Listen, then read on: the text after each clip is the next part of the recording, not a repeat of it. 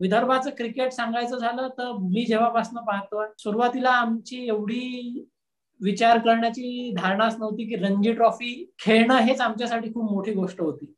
तेव्हा एवढा आम्ही कधी विचारच नाही केला की Ranji trophy knockout, Ranji trophy जिंकणं हे तर खूप दूर होतं आमच्यासाठी. 5 मॅच खेळायचो, 5 मॅच कशा तशा प्रत्येक जण आपापलं पाहून मॅनेज करून किंवा 5 मॅच कोण कसं खेळू शकतं त्या हिशोबाने खेळत गेले.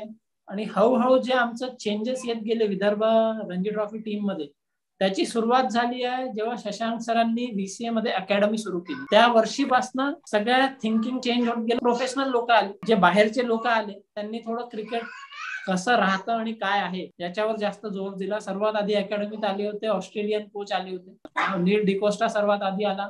तिथनं हळूहळू कोचेस येत गेले, मुंबईचे कोचेस आले, सुलक्षण कुलकर्णी आले, त्याच्यानंतर सैराज भोवतुले, पारस मामरे. बेसिकली रणजी ट्रॉफी जिंकण्याच्या आधीची जी प्रोसेस आहे ती खूप लांब प्रोसेस आहे. रणजी ट्रॉफी जिंकणं हे दिसायला खूप चांगलं वाटतं, बट त्याच्या आधी जी आम्ही मेहनत केली आहे ती कोणाला अजून माहिती नाही आहे बेसिकली. तर ते इट्स अ लॉंग प्रोसेस जी आम्ही फॉलो करत गेलो आणि हळूहळू एक अशी लेवल आली की आम्ही रणजी ट्रॉफी जिंकू शकतो हे आम्हाला कळायला लागलं. It took almost 17 years